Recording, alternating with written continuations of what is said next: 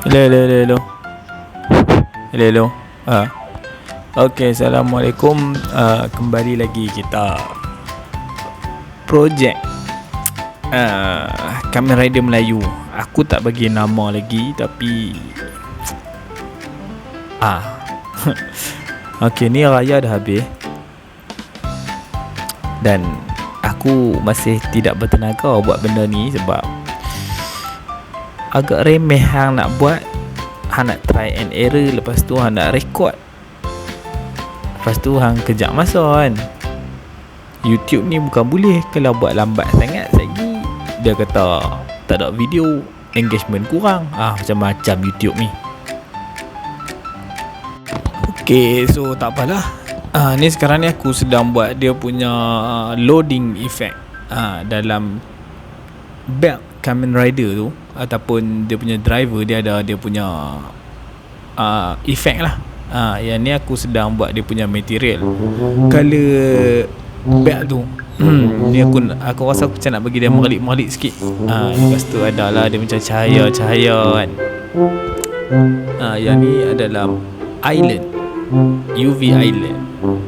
Yang ni aku try test boleh ke tak dia pusing apa semua, kena tak tekstur. Nanti aku nak letak dekat tempat yang pusing tu. Okay, yang ni aku dah settle maksim dia.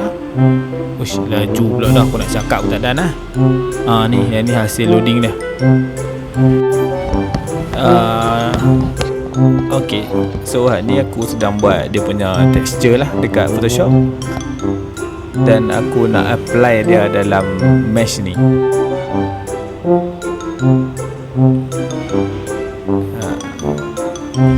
Aku tak tahu nak kata apa sebab benda yang sama je.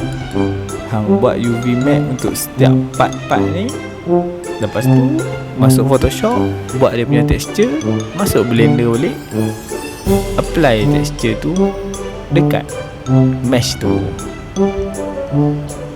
Tak apa, hang layan dulu kan. Aku nak pergi minum air kan sebab dah tak puasa. Ini adalah tekstur untuk pusing tu. Aku buat ni supaya untuk kita punya Kamen Rider nanti dia boleh pilih ya, skill 1, skill 2 dan juga ulti. Saja buat style padahal biasa-biasa je.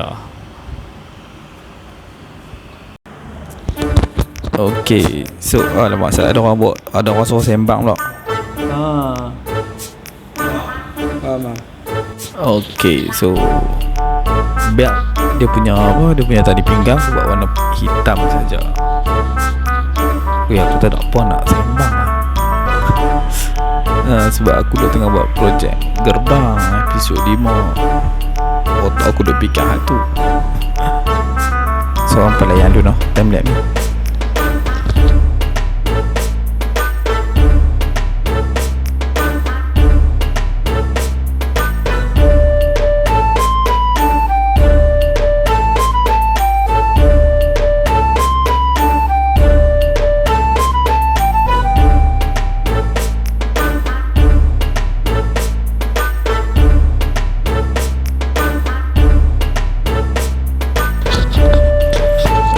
Ni aku ambil dekat internet je. Aku cari design dia kat internet. Lepas tu aku tampak tengok macam ada macam tenaga sikit kan. Jadi yang ni aku try buat skrin depan dia. Skrin depan dia ni nanti yang akan display nak bertukar. Kamera dia nak bertukar, dia akan ada logo dia. Tu akan jumpa logo. Yang ni adalah skrin untuk jam. Aku ingat dalam cerita tu nanti, dalam cerita Kamen Rider tu ada timer. Allah apa? Akan ada timer untuk perlawanan dalam tu. Okey lah. Masa pun tak lama aku nak edit projek Gerbang saya.